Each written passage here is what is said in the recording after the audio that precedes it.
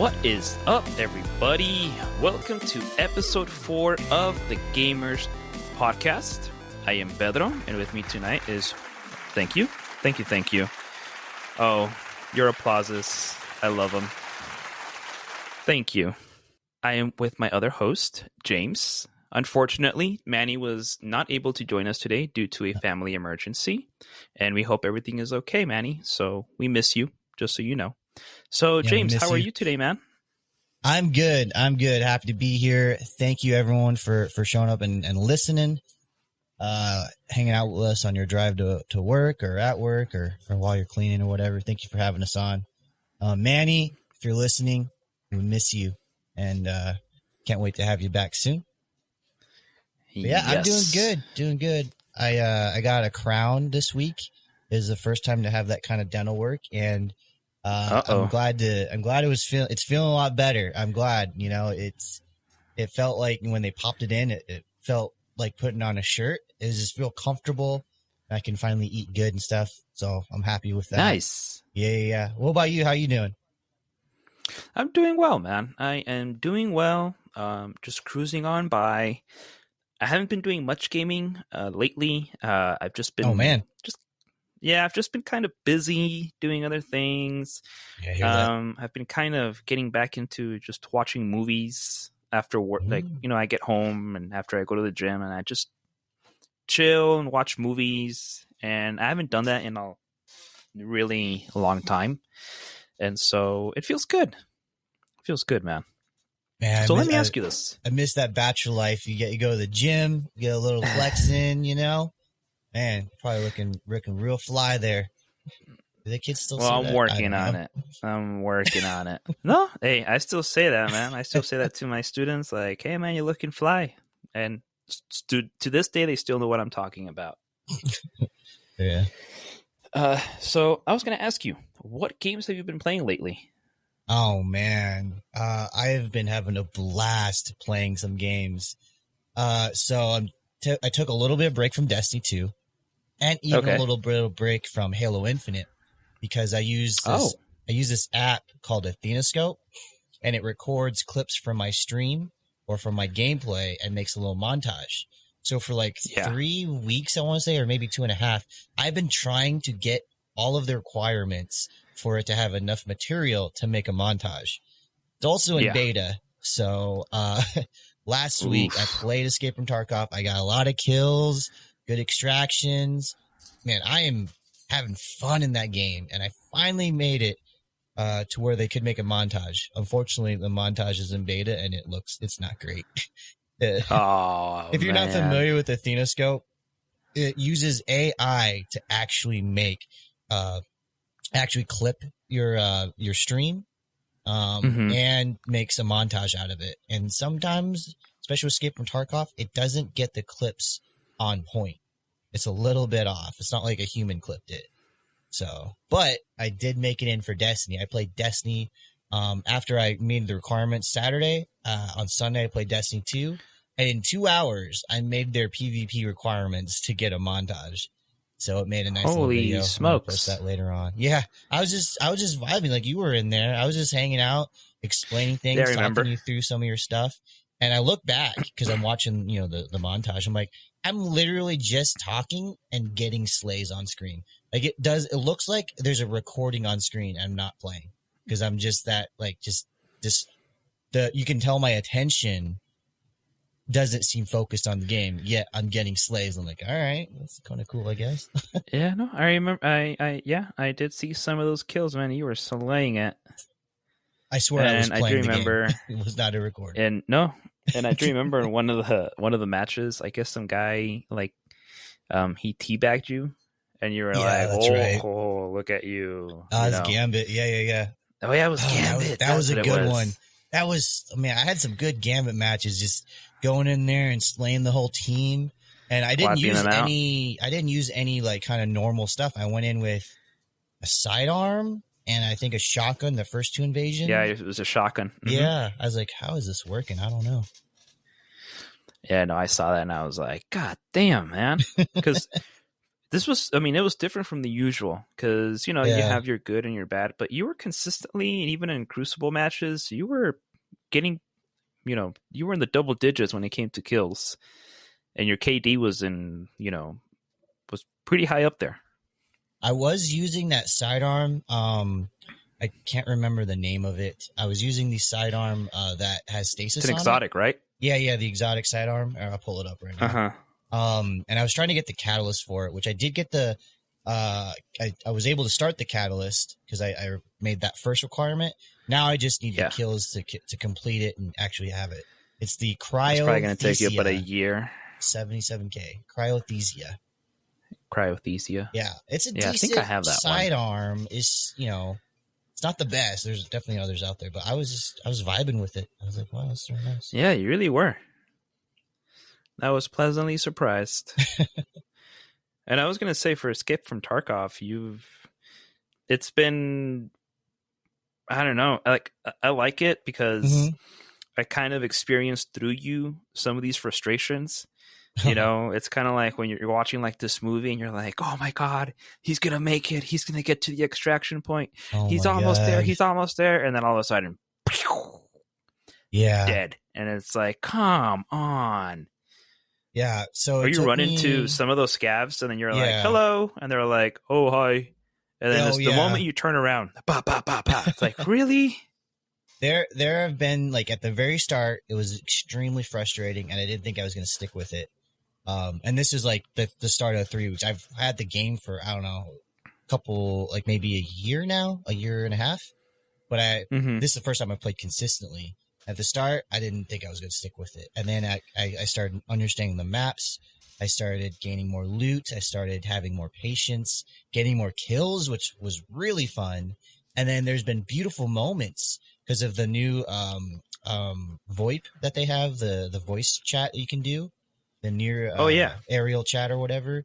That has had some beautiful moments of just people, like, I'll say hello, and then the whole map just ignites and everyone's saying hello and telling each other what they need and, oh, I won't shoot you and stuff, and just awesome fun stuff like that. And then there's been moments where, like, the guy says he's very sus, and then he comes and he throws a grenade at you and you have to run and then you die. So there's been highs and lows, and I'm going to miss it. I might visit once a week or something when Witch Queen drops. Yeah. I do remember that one game you ran into this guy and you were like, hello. And the guy's like, you sound very sus. And I'm like, what in the hell? Like, it was the friendliest hello, like the chillest hello. And then the guy's like, you sound pretty suspicious. It's like, really? Yeah. Well, it's scary. You lose all your stuff if you're a PMC. You know what I mean? It's scary. And I love that tension. That's why I played DayZ. I wanted that kind of tension, and I had it like one moment. But for me, DayZ was mostly a walking simulator. Yeah. I was on that DayZ train for almost a week, and you know, maybe when we talk about it next time, or we'll talk about it some more when Manny's here, because I got her hooked on it on the Xbox. And, you know, like, it really makes for some pretty hilarious moments. And at the same time, really frustrating moments because you're exploring and you're just walking and walking.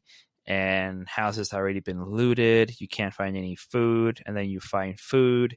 You eat it. Turns out it's rotten. So you start throwing up. And because you're throwing up, you start getting dehydrated. You can't find water. And it's a downward spiral the moment something like that happens. But I kept coming back to it. There's just something about it, you know? But that was my experience with DayZ. That's the best part of gaming, is when you start, when you have something that just keeps calling you. And I think for Manny, she was able to figure out how to grow potatoes. Ooh, potato chips. Yeah, and I'm not kidding you. For one of the matches or one of the nights that we played, we were just going back and forth, and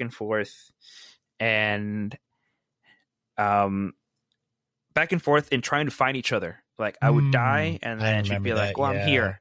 And then I come back. And then died, and then until finally I found her, and she, like, the entire time, like within 45 minutes, she had grown I don't know how many potatoes. She's like, here, I have potatoes. And then next thing you know, she's just dropping them. And I'm carrying like 12, 13 potatoes, and I'm basically set. So how did you do it? Did you just try to find her and you died through the game, like things happening to you? Or did you literally like, I'm too far from you, I'm just gonna commit suicide, and you watch your character get on the ground with his knife or whatever and just slice? Yeah, no. I would actually ask her, like, hey, okay, is this is the water to your left or to your right? Oh no, okay. It's to my right. Like, okay. So then I start walking a particular direction, and then, oh my God, I think I see you, and no, it wasn't, and over again, until finally it was raining, and I was like, it's raining over here too. And I think I knew exactly where she was talking about, where she was, but I don't know the map that well yet. Okay, until next thing I know, I see it, and it was like one of those, like, oh my God, there you are! Like, after 2 hours, I finally found you. Yeah, but all right.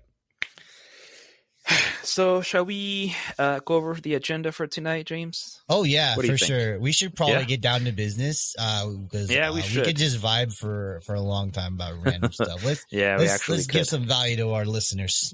All right, guys. So if you guys have still stuck around for, into the 11th or 12th minute of this podcast, so today we're going to be going over a couple of things. First thing is Microsoft confirms access to Call of Duty games beyond any current agreements they already had with Sony. Microsoft wants to bring Activision Blizzard games to Nintendo consoles, which kind of touches a little bit of what we talked about last time in episode 3. And then James is going to provide a bit of insight into Stream Elements sponsors. And then we're going to talk about MoviePass relaunching with ad service that tracks your eyeballs. Now, we know that it's about movies, but this can have some implications when it comes to some games. And so James is going to touch a little bit upon that. And then lastly, we are going to talk about Witch Queen expansion prep. The Destiny 2 upcoming expansion. This is huge. There's a ton of stuff going on. I'm so excited. D2, the videos, and man, the more they release of these things, the more questions we have. I gotta say, the hype is dripping. The hype is dripping. It's so it is juicy. Just it is palpable. I just hope they don't break my heart. Don't break my heart, Budgie.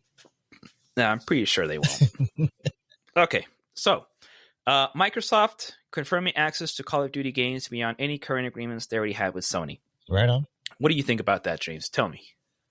I think it's awesome. When I first heard Microsoft did this acquisition, I had no doubts that this is what they were going to do.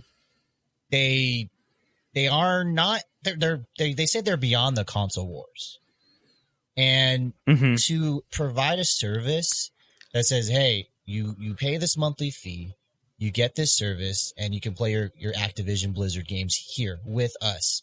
This is part of it. Yeah. They don't really need to say, oh, you don't have to, this is exclusive. This is only where you can play it. They could have it on PlayStation and still probably draw people over to Game Pass, because Game Pass is not on PlayStation. It's still, in a sense, Game Pass is the console now. So it's still, in a sense, a console war. It's just, it provides way more value than just it being exclusive on a console. It's exclusive on a service. So now, not only do you get Blizzard Activision stuff, you get, all the Microsoft stuff. You get their random games that they put on for like a couple of months and then take off. Like Red Dead Redemption was on there for a little bit. I hope that they put it back. So I think I had no doubts this was awesome, and I have no doubts they're going to keep doing this. Yeah. My initial reaction was, well, obviously, and I'm pretty sure some people were they needed this reassurance, and just the way things are going with what Xbox is doing and Microsoft, and like you mentioned, they are offering not so much the console, but the service, and the fact that you can access, and I know we talked about this, I think it was in episode 2, if I'm not mistaken, having access to this game or these games on your phone, on a tablet, it's just something that we never really thought could ever happen before, especially for one of the major platforms in regards to Xbox. And just the fact that you can play most of these games on your phone or on your tablet, and you no longer need a $500 console, or the fact that you can play some of these games on your current gen console of the Xbox One S, or the Xbox One S, the Xbox One X, and the fact that you can play them on there, and you don't have to worry about your computer having or your console having the specs necessary to run it, other than having good functioning internet. Okay, which I think this is gonna, put the spotlight on it, and hopefully put some pressure on IPs providing better internet infrastructure. But I'm not surprised by it.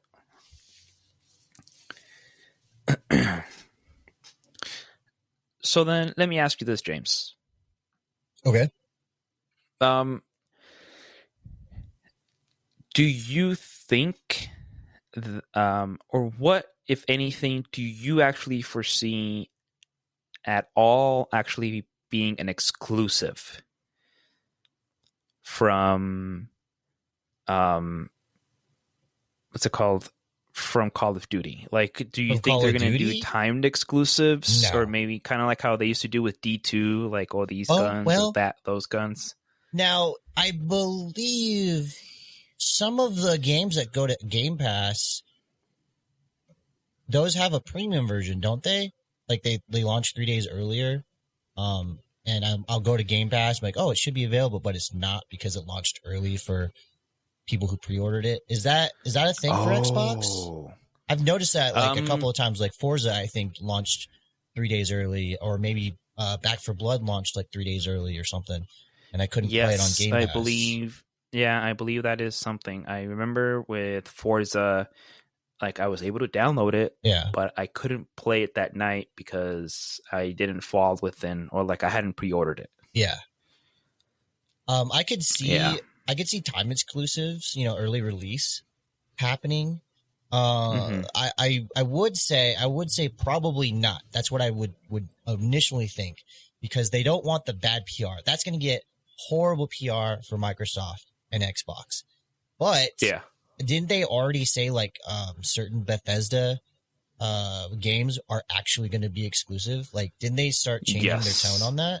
So they've already they're not worried about the bad press. So I could see them being not caring about bad press and doing the time release. That's about all I could see. Okay. And I think this kind of falls again, calling back to, and I keep bringing up past episodes for anybody that's listening to this. If you guys haven't, you can listen to those too. But we mentioned in episode 3 how people are supposed to vote with their wallet. And I remember I always see that on Reddit posts, vote with your wallet. Don't do pre-orders. And we just talked about how Witch Queen, they sold over 1 million pre-orders. That's insane. And it really is, because when you start multiplying, because you look at the different packages, the deluxe edition and this and that, that's a ton of money. And so thinking about some of these games being exclusives, again, it's, well, you know what? I don't have an Xbox, but I do have my PC. I do have Game Pass on my PC, so I can play the game there.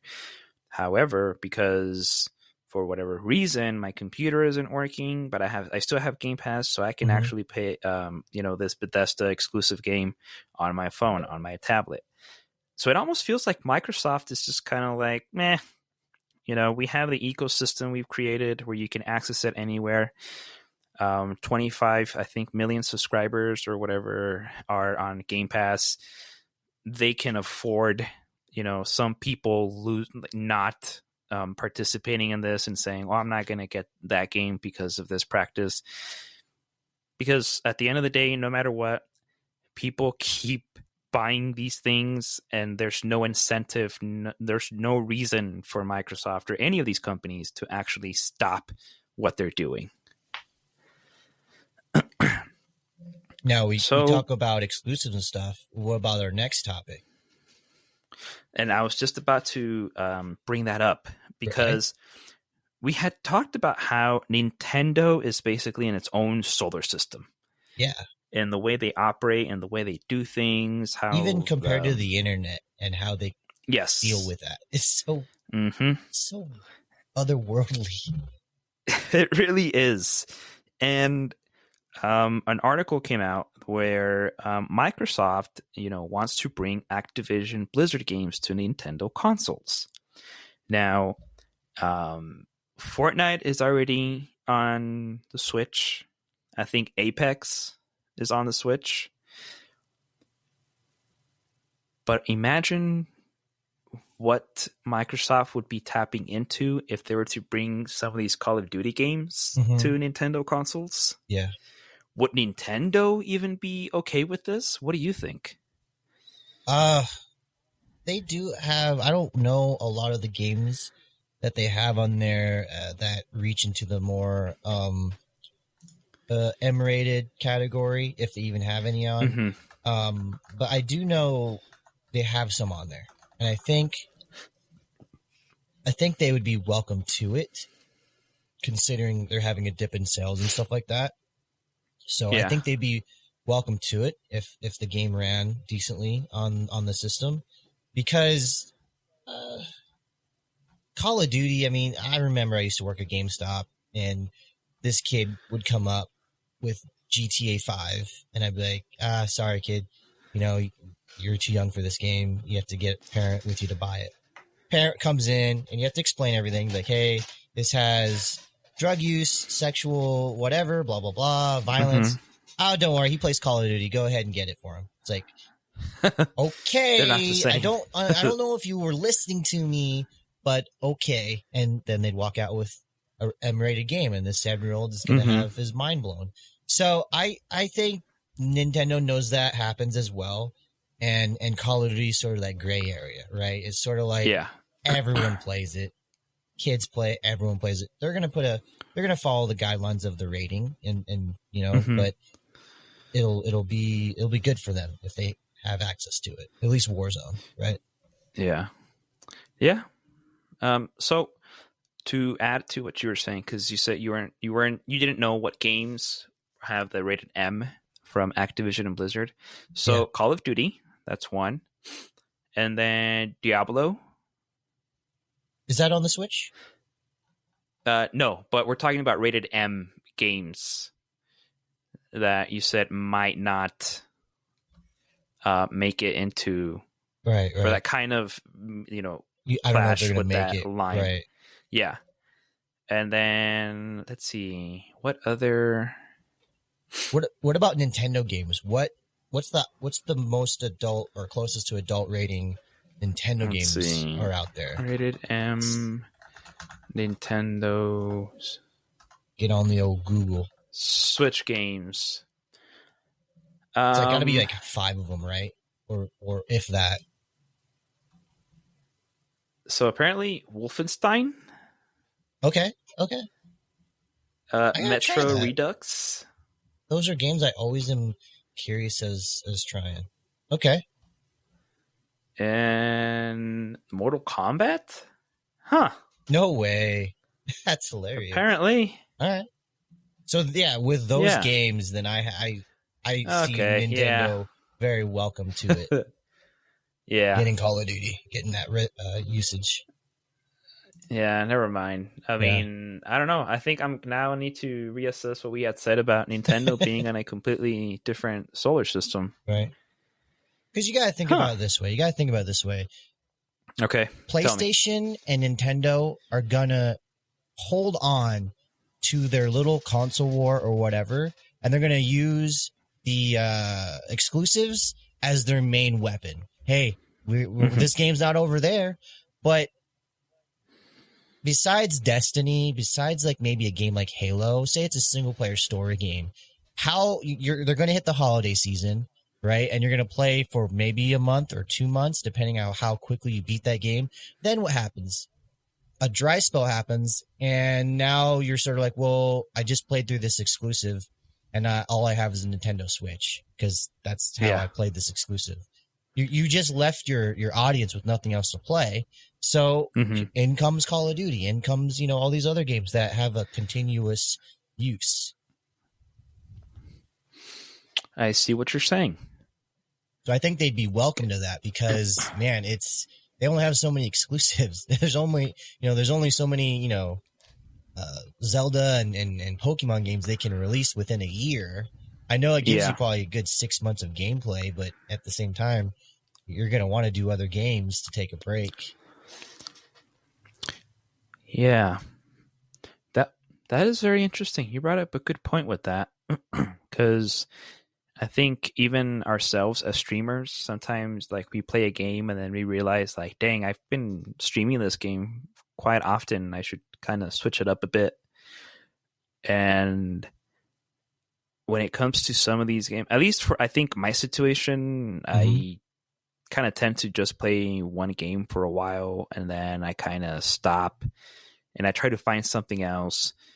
But just the way my situation is, I have other things to do outside of playing games. But I think in general, I do see what you're talking about in regards to people.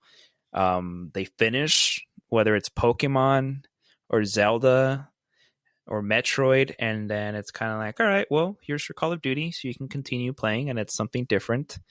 And it really could be something that even for Nintendo, in regards to the in-game currencies, when people are buy some of these things, they could tap into that as well.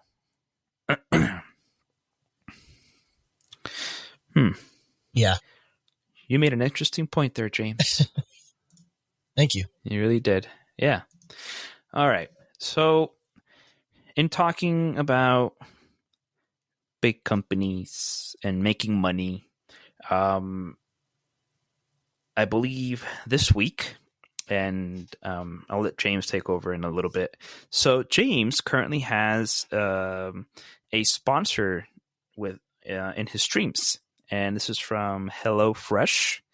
And I just want to say James keeps every now and then calls it Halo Fresh for some reason, and it keeps confusing them because every time he's like the first couple of times he said I was like Halo Fresh. Oh my god, what is that? Halo Fresh?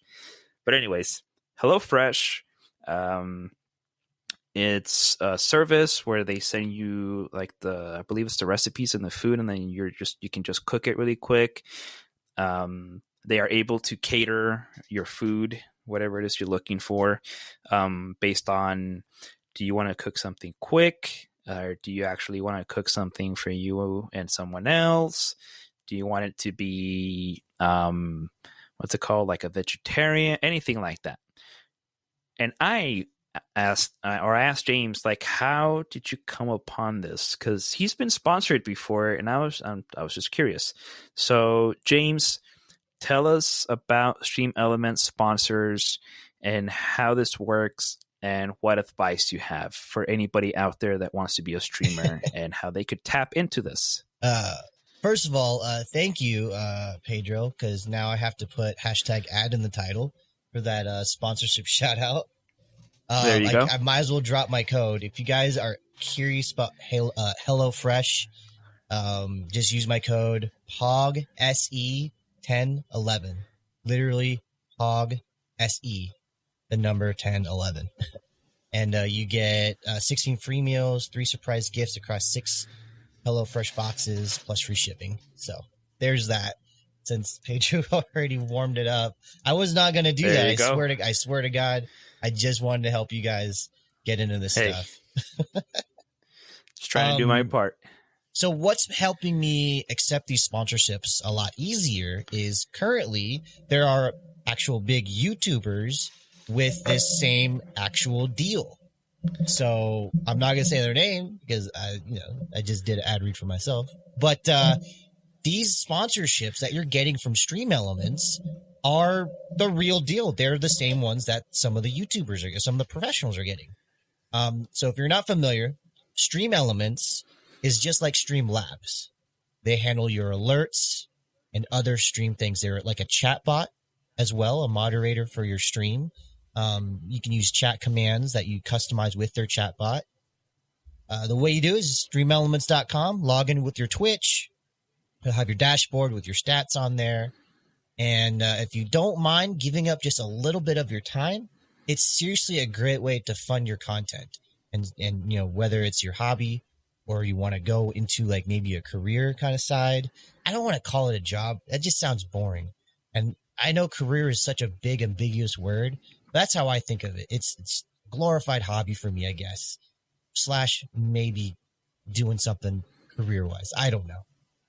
But anyways, once you log into the dashboard, on the left-hand side, you're going to scroll down to revenue, the revenue tab. Click on that. And within the revenue tab, you should see SE sponsorships and may be available for you. I don't know how long you have to be using Stream Elements. I just remember once they had it available, like they announced it, it was there. And I started getting stuff it may not populate right away, but stuff then was populating. And then I would get an email saying, hey, you have this offer available. So what will happen with these sponsorships is they sort of curate it to your size, and you'll have to give up some of your time to do this sponsorship. Most likely it's going to start off as a game. So you'll have to give up your time to this game, you know, play this game for so much. It's going to probably be a mobile game. You know, we've all heard the Raid Shadow Legends stuff. I've done it myself. And so you're going to get stuff like that, which for me, I'm fine with that because one, it's a free game. And two, it only takes a little bit of your time. You're not paying anything. Your audience isn't paying anything. And if you just, if even for me, I have, you know, average people showed up to my stream. Last time was 3.5. Even at that size, I can still make some of the requirements in order to get a payout. So the sponsorship stuff is great if you have a supportive community, family and friends that play games really, really come in clutch on this stuff. But I wouldn't say it's necessarily a predatory thing by the company, but they are getting more of the benefit. Because if you don't meet some of your requirements, say so many people don't sign up, you just played that game for 2 hours kind of for free because you're not going to get paid. So that in part is where I feel like anybody would say, well, those companies are being predatory because they're not offering you what you're worth. They're not paying you, you know, so much money just to play the game. And I get that, but I'm no Shroud. I know Shroud played certain games and got $1 million for an hour. That's great. Yeah. He can bring in that audience. But I love the fact that this gives someone like me an opportunity to kind of grind my way, even though I feel like I'm selling Girl Scout cookies to everyone. Grind my way. Hey, those are delicious. Right? I feel like I can grind my way to getting a little bit of change to support the stream. I've, you know, now that, you know, we're stuff's coming in, I'm paying for the studio we're using right now, the tool we're using for the podcast. We're doing, I'm paying for an editor software.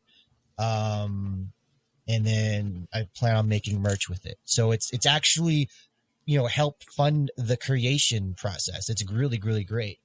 And, as you do more of these and are successful with them, Stream Elements will give you larger and larger deals like this HelloFresh.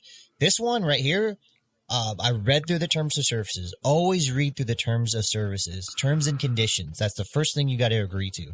Read through that because sometimes you may not be able to, you know, maybe they don't want you to have a rival company on your stream. Say it's M&M's and you're eating a Snickers and you just broke your terms of service, right? So make sure you read the terms and conditions because this HelloFresh one is pretty, it was a really good thing I read it because it's very professional. So, you know, as it's very Disney, right? So I can't do certain things on stream. I can't drink certain things on stream. I can't say certain things on stream, which people look at that and like, oh, wow, you're selling out. You're pulling a ninja. Yeah, I really hope I am pulling a ninja because that guy is a millionaire. and he doesn't even care now. He gets to do whatever he wants on stream because he's made it. And he's back to Toxic Ninja.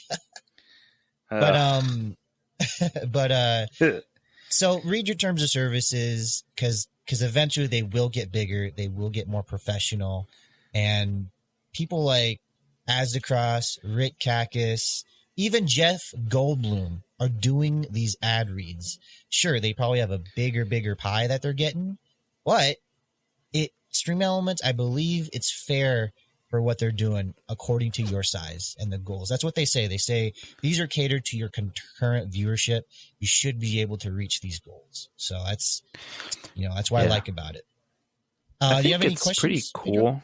No, I was just going to say that I think it's pretty cool at the fact that you're basically using like the same, what's it called? The sponsored deal that they have.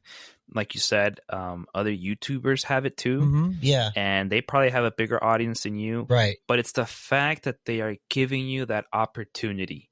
Oh, yeah. Whether some people might say it's predatory, it's this or that, because at the end of the day, okay, maybe let's say, for example, not enough people sign up. Mm-hmm. But you know what? At the end of the day, for you, the main reason you stream is because you love it. Right. Right. And at the end of the day, okay, maybe you didn't meet the minimum requirement for you to get this amount or this or that. But hey, I've seen it sometimes in your streams. Maybe they don't sign up for this or for that, but people subscribe or people donate bits on your stream. So in some way, you get some of that return. And like you mentioned earlier, and I've done that before, and it's a really nice surprise because sometimes I forget to check in regards to my Twitch and how many subscribers I have and bits and this. And then all of a sudden I'll get a notification like, hey, we're about to transfer $100 to your account. And I'm just like, oh, crap. There you go. And yeah. And for myself, it's either, oh, that's extra gas money, or, hey, you know what? I can now get this program, or I can actually buy this. I can buy that to either improve my stream is not cheap. Yeah, my stream setup. It is not. And I mean, I remember when I came up into streaming, it was a gradual buildup, and I've been fortunate enough to kind of be ahead of the curve in regards to when I got my gaming PC, my microphone, and this and that, just because of everything that's going on right now with the supply chain crisis. But to have that little extra, it can really go a long way. And so people can say it's predatory or they're doing this or doing that. But you know what? Yeah. If it works for you, then go for it. And my streamer talk, a part of this podcast is to provide information and value to help other streamers and creators grow their stream and stuff. And so you don't have to accept every sponsorship. There is a game that I just didn't feel like vibed really well, and I didn't want to play that for 2 hours. And I didn't do it. I just said, no, I'm good. I don't need to do it. And then I still continued to get more. Raid Shadow. This is not an ad, but Raid Shadow Legends and Mech Arena I actually enjoyed my time in those games, and new people came to the stream. That's the cool part, is new people come into your streams, and you get to meet just different people that you normally won't meet, and that was really fun. So I researched like, is this app safe for people's phone? And I don't see any drama on the internet, so I'm like, all right, it's good. Also, Stream Elements does the vetting themselves as well. I also remember one of my friends got partnered on Twitch a long time ago, and eventually he was like, how do you get sponsors? He's trying to reach out. He's doing these emails. He's trying to provide like kind of forget what they call it. It's not a resume, but he's, trying to make a streamer resume basically. To send to companies. And it's a little bit, you don't know when you're supposed to do that, kind of, right? What size are you supposed to do this? And what's nice is it comes right to you through Stream Elements. Stream Elements says, here you go. You reach the requirements. You don't have to send anything out. We will get in contact with the companies for you. And let me ask you this, James. Are you currently paying for any kind of membership with Stream Elements? Oh, yeah. Yeah. Okay. Very, and no. I said yeah because that's a very, very good question. Stream Elements is free, and this service is free. Wow. Yep. I don't even know because I know that they also have their own like donation thing like PayPal, but they have their own. So when you get, say you set it up and you get a tip on stream, it goes to their service and they take a lower percentage than PayPal. But I want to say through these sponsorships, there's no like percentage loss. Whatever you say you're going to get paid, whatever goal you've met, that's what you're going to get. And It's free. It's free to you. That's the really neat thing about Stream Elements. Stream Elements should #sponsor me. I'm just selling them right now, man. They're freaking. It's a good service. It's a great service. Okay. And if you're not familiar with one of the unique things they offer, you can go on there and set your stream up, set your overlay up, set your alerts up, and then take a browser source and put that on your OBS as a browser source. So take a link and put that as your browser source is the correct term to say. What that does is you don't have to have files on your computer. It doesn't load up that stuff on your computer like reading off a file. It just loads from the website. And so it's a nice way to sort of take some load off of your setup. That's another neat feature of it. Interesting. You know what? I think I'm actually check out Stream Elements because I use the apparently all hated Streamlabs, but and that's just because I remember when I first started streaming, somebody mentioned, you know what, as a beginner, you should probably check out Streamlabs just because the way they have everything set up, it's very easy. And so that's kind of where I've been, and I've kind of thought about going into OBS or Stream Elements, but I think I'm going to check out Stream Elements, see what they have, try it out for myself. Maybe I won't do the whole sponsor thing, but I like what you're saying about this company, and so I think I'll I'll check him out. Yeah. So to further on the talk here, just a quick rundown. They have your overlays and alerts, right? You can build it on their website, take a browser source, put it in your OBS. They have their tip service, right? It takes a cut lower than PayPal would take a cut. When you withdraw, it's a lower cut than PayPal, lower percentage. They have a chat bot, right? You can make custom commands. It can moderate your chat. And they have merch that they're continuously adding features and options to, so you can make your own merch there and upload a picture, whatever. It has different, items. There's a merch store for you. And they are working on special YouTube video stuff, but that's a different company, or have a different website for that. But what they're doing with that YouTube stuff is kind of like how you follow me and I get an alert. They will actually upload your YouTube description to say so and so just subscribe to the channel or whatever. It's incredible what they can do. It's in beta right now, but yeah. But yeah, that's the rundown of Stream Elements. Maybe we can go in more detail some other time. Well, since, we were talking about sponsors and doing basically like free advertisements for Stream Elements and HelloFresh, let's talk about MoviePass. And what about MoviePass? So MoviePass is going to relaunch, and this time they're going to relaunch with an ad service. And this particular ad service, or what it's going to do, is going to track your eyeballs. And the whole goal of this is to ensure that you are actually watching the ad that is being, streamed on your screen. And in that way, you are able to, that's like what's it called? The caveat or the catch in order for you to access MoviePass and the movies that they are providing. Now, you mentioned to me what implications this could possibly have. Now, you just talked about, playing mobile games. Yeah, you did a good transition there. We're getting better. Yeah, so tell me about that. Yeah, we are, aren't we? So yeah, Movie Pass is a really, really awesome feature. I used Movie Pass when it first came out, and I didn't even remember this, but apparently you can watch one movie a day.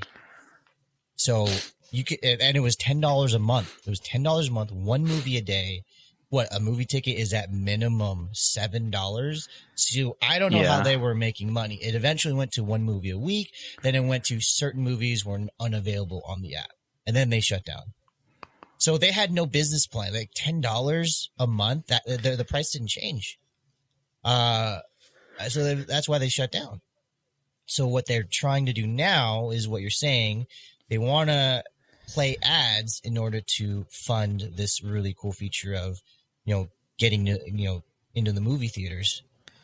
And they want to make sure you watch these ads. So they're going to turn your camera on.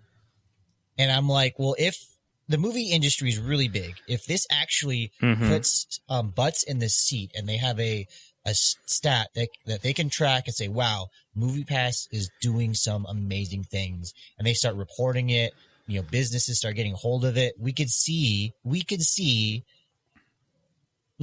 Raid Shadow Legends plays an ad and make sure you're looking at the screen using your camera. We could even see Call of Duty Mobile doing this. Yeah, and I could definitely see them doing that.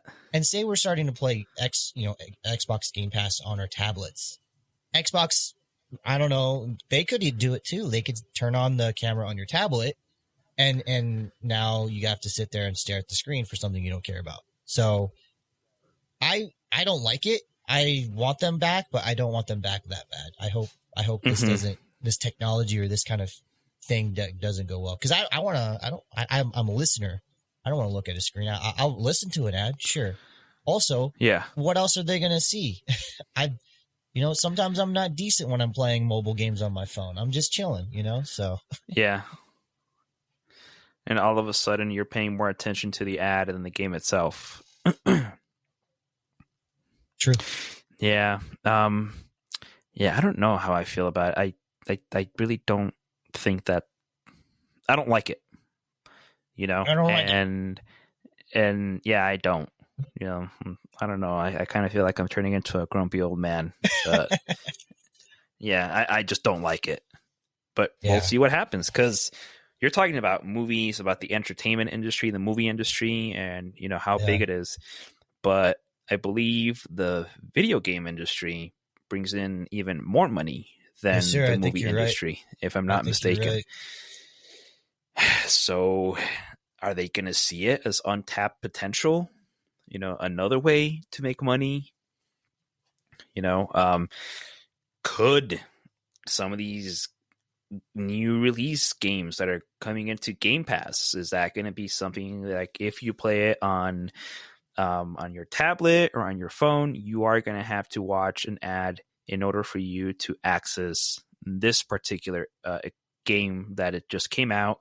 If you're on Xbox or PC, you're fine. Okay. But will they do something like that? We won't know. I think with the tinfoil hats on, it sounds kind of scary and all that stuff. But I think in reality, I've already seen the tweets or the replies to this, and they're pretty negative. And plus, Movie Pass, people just don't want to go see the theaters anyways. I think you had mentioned while we were talking about it. Sure, you save money, $7, $10, maybe $12 on a ticket, depending. And now you got to spend $15 on a snack. Well, you've already, you already save money on it. Sometimes when I save money on, like I get a deal, like today, I got pizza and we got a free pizza because of whatever deal I had. Well, then I bought more food, which made the bill even higher than I would have just having the pizza. So that's what happens to me. I overbuy because I'm like, well, I got such a deal over here. I'll just spend a little more over here. So I don't think this will be successful, but God help us if it is, I guess, is the saying. Yeah, God help us. Okay. Well, I think we've talked about that for enough, and we'll kind of keep an eye on it. So now, the moment you, James, have been waiting for. Witch Queen expansion prep. Now, before we go into the whole prep thing, did you watch today's trailer? Oh my god. Yes, I did. And what did you think? Oof. That scene when they're doing a 1v1 with the what are they called? The Hive Guardians, but I forget they have a special name. The Hive Guardians, when they're doing a 1-on-1, the Hive Guardian does their little blade barrage, right? It looks very unique. It looks pretty cool. But then you go in with your blade barrage. That was so cool. And then I think the next one was a Titan with his the Void Shield. The shield? Yeah. The Hive Guardian throws his shield, and you see the Titan just slide on his knees under it. He's doing the whole limbo action under it. It misses, and he throws his shield. And then freaking the Warlock. What's the Warlock one where he's doing the whole with the arc? Yeah. Oh man, that was so cool. It was just a beautifully made cutscene. It was amazing. I was like, yeah, they know how to do this. I think because I remember that whole, because it's just a couple of seconds of the entire thing. Yeah. But I loved it because it's like, okay, maybe you have the same powers we do, but we just do it better. Right. Okay, you used your your what's it called, your void shield, but to be honest, this Guardian has been using it for so long now that it doesn't matter what you do. I'm just faster than you. I'm quicker than you. We've had I'm trials better at for this. crying out loud. Yes. You know what I mean? Oh my God. We've been practicing against the light for a while now. Practicing against the light and against a bunch of sweats, know? So this Hive Guardian coming in and trying to do his thing, it's like, nah. So I really, really like that. And did you also see the whole, I'm not sure if you saw it. We posted it on our Discord for Travelers Immortalum, and it's the scene where they exercise the worm. Did you see that trailer or that YouTube video? Are you talking about exercise? You mean they pulled the worm out? Yeah, basically what they're trying to. Yeah, I saw. It was basically like a cutscene, right, from the actual mission. Yes. I saw it. Yeah, I saw it. Oh my God. Wild. It really was, and at the same time, it's one of those things where you're just thinking, well, what were you expecting? She's like the goddess of lies and deceit, right? Exactly. Just as much as she's telling you the truth, she is lying to you as well. So I just remember seeing Marisov just kind of and I'm like, really? Come on. Don't act surprised. No, I didn't trust her. Nobody should have trusted her, But I love it. It's just setting everything up so well, and seeing Savathun this time, because I think they showed her without her crown, and she's just kind of talking to you, and she ends the whole thing. They have her saying, don't act like I warned you, right? I told you. And it's kind of yeah, so why is Marisov so Now, do you think there's going to be a Thanos situation where we're going to get some history about the Hive, about, Savathun and all that stuff, the Witch Queen, and we're going to sort of have empathy for her? Or is she going to, is she really the main boss? Or is there going to be, she's going to present, maybe the darkness is, she's going to show the big bad of the darkness, and that's why she's using light now. I'm curious if we're going to get a bait and switch kind of thing. I mean, it really could be. I mean, it could be possible that maybe she saw for herself what it entails to go all in on the darkness, and she's like, oh, hell no. And who knows? Maybe all of a sudden we could end up helping her. We don't know. like the possibilities are endless at this point, because like I said earlier, as much as they've told us, there are still so many questions that we're trying to figure out. And having said that, there's still time for you, I think, right? For you to do Witch Queen expansion prep. There's 1 week. If I'm not mistaken. Yeah, 1 week. There's one more week. So James, I believe, has a ton of information when it comes to prepping in anticipation for the Witch Queen expansion, which comes up. It's going to come out next week on Tuesday, February 22nd. Mm-hmm. 2. Okay. Actually, I just realized I did that one wrong. But anyways, yes. I mean, it's coming up. I mean, the hype, people are just like, oh my God, I can't wait for this. James already told us, you know what, next week we're not recording because I just want to focus on this, which yes. I'm all for. So James, tell us, what can people do to prepare for the expansion? Well, if you're a gamer dad like me, you work 8, 9, 10-hour days, you come home, you want to spend time with your family, enjoy their company, and then get a little bit of gaming in, you want sort of a guide. You want to know what you need to do, right? You also want to know little things that will help you advance faster. So going into Witch Queen, we're going to get a lot of new weapons. We're going to get a lot of new weapons and armor pieces and cool things. You're going to have new perks on them. I highly suggest in your vault clearing out about 100 to 200 spaces for weapons and armor. That's the first thing. Next thing is, while you're going through this last week of prep, you can do your weekly bounties. You can get weekly bounties from Sean Han, Varix. You can go to the moon, get them from Eris Morn and the Lectern of Enchantment. Also, we have Iron Banner this week. Iron Banner bounties will drop, will count as weekly bounties. And weekly bounties will give you the most experience. Also, the Star Horse. You want to get gold or silver tier bounties, and that will get you a lot of experience too. What you can do is, with these bounties, save them until the expansion drops.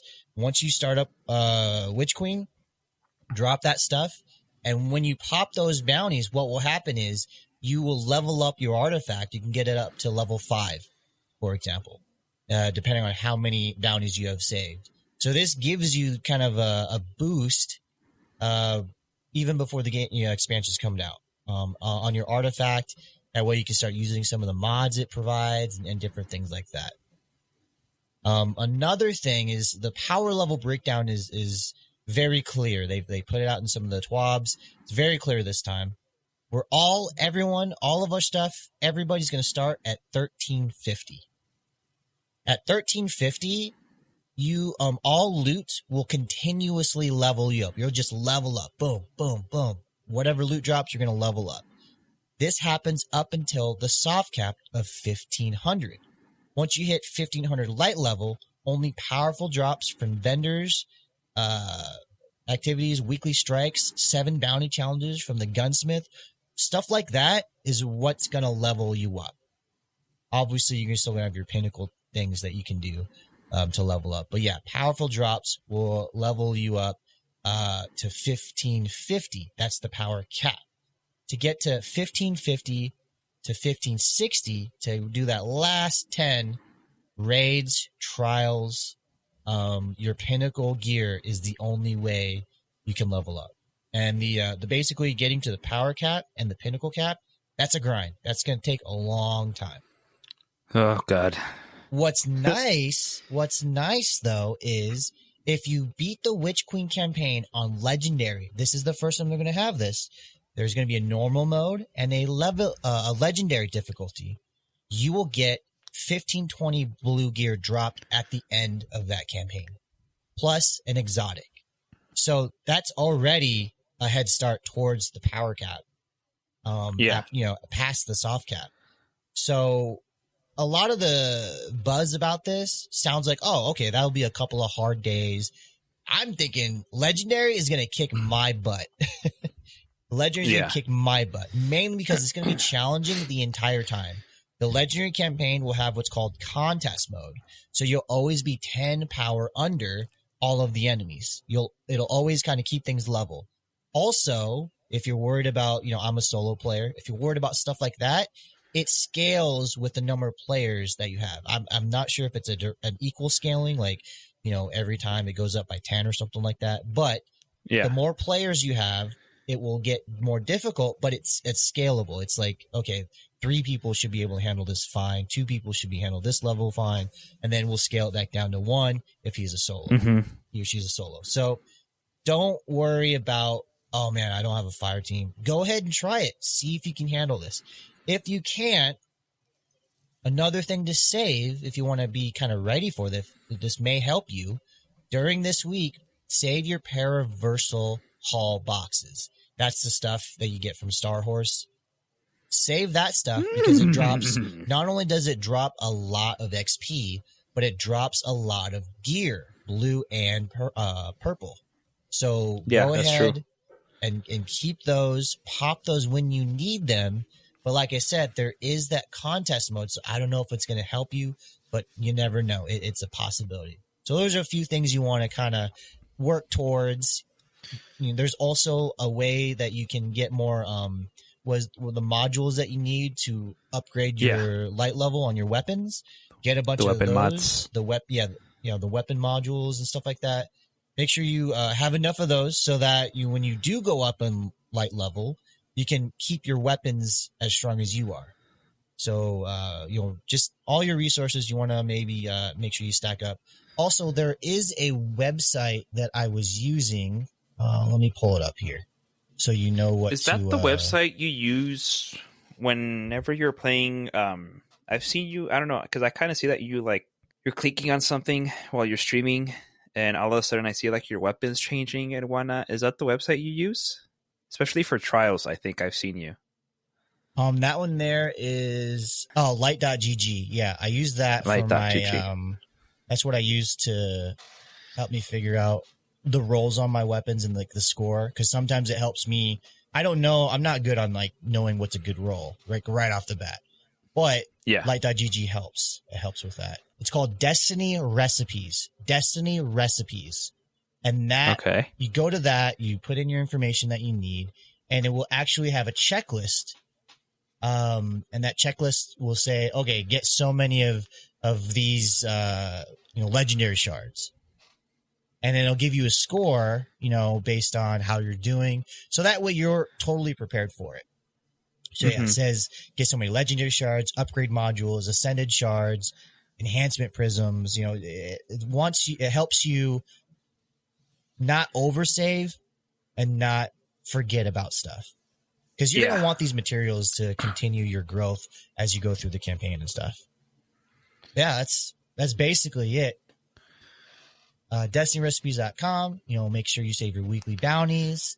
The campaign on Legendary mode is going to be scaled so solo players can still do it without being overwhelmed.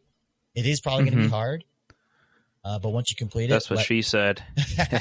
Gear drops at 1520. And yeah, I cannot wait. I'm super excited. Man. What do you think? I mean, I don't know if I am going to be able to play it when it comes out, but I don't think any of us will. I think what I am looking forward to, though, is because I tend to kind of I get myself hyped up over other people's reactions. And I think I get a bigger enjoyment out of that for some reason. That's one of the reasons why I sometimes watch people play certain video games, even though I want to play them, but I get a bigger satisfaction out of seeing other people play it. Okay. So when it comes to this, I'm pretty sure you're going to be talking about it. I know Blaze is going to be talking about it. Manny's going to be talking about it. And I just cannot wait to see those things, and I can't wait to play it, obviously, because I have questions. And I really hope that Bungie really gives us a good explanation, that it's not one of those kind of like parents where like, because I said so. It's like, no, like we need to know how this whole thing of Savathun wielding the light happened. Like what allowed it to happen? Because this is something this entire time through Destiny 1 and almost at this point through Destiny 2, this was unheard of. So please, like, give us a good explanation as to how that happened. Now, everyone set your expectations correctly. If I were to take time off to play this game at the beginning, I'd actually take the next day off, because I know right at launch, only so many people are going to get in. There could be bugs. Servers are going to crash. I don't know, because I mean, 1 million people have just bought into this game, so I don't want to have my time off ruined, and I'm not going to be upset at Bungie for this. It happens. It always happens, and that's a good sign. So wait till the next day to take your time and digest it accordingly. Get your water. Get up from, take breaks, go walk. But I'm excited. I'm expecting to see people like, oh, somebody finished the expansion in 3 hours, and it's like, what? Like, what? Are you kidding me? That just tells me you didn't even take the time. You just breezed through the entire thing. Because I think there's a ton of stuff to explore when you're in Savathun's, what is it, her throne world? Right? And you're seeing this whole, like, this thing that looks beautiful. You're just like, wow. And then all of a sudden, these other parts are just look kind of like barren and just like run down. That's and this is supposed to be a representation. Yeah, like the change. Exactly. And there's a ton of stuff to explore there. I'm certain, so I'm expecting to see some people say like, oh yeah, I finished it in this amount of time, which is just going to tell us, yeah, you definitely did not enjoy that the way you were supposed to. Yeah. And what's nice is like Bungie's doing a lot of things right. You're going to have this scalable difficulty if you do legendary for the campaign. That's great. That's awesome. There's also contest mode for the raid. Also, the raid is on a Saturday, right? So most people can join in and play. So you don't have to really rush through this. Just play at a good pace. You're going to be ready for whatever is to come. Yeah. No, just take your time with it. There's no rush. And like I'm James so excited said, for weapon crafting. Oh my gosh. I'm so excited for the new Void and the build crafting. Oh man, I'm excited for the lore. Like, I don't know if I'm getting into this Savithic thing. I don't know. I'm kind of like, is she really is she that bad? Well, and you know what?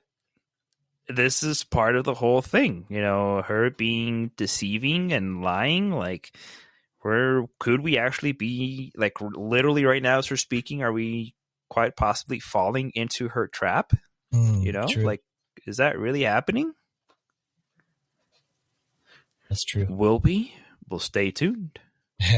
Bum, we got 1 week. 1 week. And you got 1 week. And I guess like you're saying, we won't be recording that. No, we won't post a podcast next week, or at least we won't plan on it. Yeah. Unless there is time or anything, we might. But I think, it's probably not going to happen. But we'll see. Because I believe Manny wanted to do like a reaction podcast to that would be great. The expansion. I'd love to do that. So yeah, I love to do that too. Are you going to be streaming it? I think so. Okay. Yeah, I think I will be streaming it. Make sure everybody catch Pedro's stream. No, don't do that here. Okay, fine. My streaming tag is Pedro Corleone 54. There's a long story behind that name, but that has basically been that's been my Xbox gamer tag ever since the 360 came out. Especially, I believe it was the first Gears of War. That's when my brother got the 360. But anyways, Pedro Corleone 54. That is my Twitch tag, so you guys are more than welcome to look me up, follow me. I experienced a little bit of technical difficulties last time I streamed, and we'll probably talk about that in the next episode in regards to software you can use to play your music, because that's basically what happened to mine. But anyways, yeah, if you guys ever have the time, stop by. And with that, make sure you also check out James's Twitch. James, what is your Twitch tag? Man, this guy Pedro, I was just mentioning he's going to be live. He did a whole shout out. And I'm not, no, I don't do a shout out. No. So if you guys want to find us online, you know where to find Pedro already. I am AZN Slick Slaya all over the internet. That's AZN, the word slick, then Slaya, SLAYA. I have to spell it out because I can't actually show it on screen. So I'll be streaming on Twitch. I'm going to be I'll probably get on Tuesday, depending if, work and life permits. Then I'll probably do a long stream Friday, Saturday, if not the rest of that week. So, but that's where you can find me all over the internet. I'm pretty excited about it. Yeah, man. I can't wait. All right. Well, I think we have reached the conclusion of tonight's episode. That was good. I had fun. Yeah. Yeah, I did too. I did miss Manny, though. Yeah, no. There was a part of me right now where I was about to be, because usually as we're getting the hang of these things with the podcast, I would try to alternate, like, James, what do you think? And then the next question, Manny, what do you think? And I kind of have to catch myself a couple of times. It's just a habit now. It's like when Manny, you lose a leg. It's like when you lose a leg. People say that they can still feel their toes, itchy. Manny's our toes right now. We still feel like she's there. Yes, we do. That analogy. Yeah, but she did send her regards, and she said she was with us spiritually. So, yeah. All right, guys. Well, this is a conclusion of episode 4 of the Gamers Podcast. As we always conclude our episodes with this message, make sure you guys subscribe to us if you're listening to us on Spotify. Subscribe to us if you're listening to us on Google Podcasts. Add us to your follow us on Apple Podcasts. Okay. And we do have an Instagram page, and we are slowly working on that. We are slowly working on a Twitter account as well. Sure. And we are just trying to get out there to reach as many people as we can. But to any of you that listen to us on your way to work, on your way from work, while you're cleaning, while you're studying, we appreciate it. It really means a lot to us. And we can't wait to, for you to listen to us for this episode 4. And we can't wait to bring more content to you guys. Yes. So with that, good night, everybody. Good night.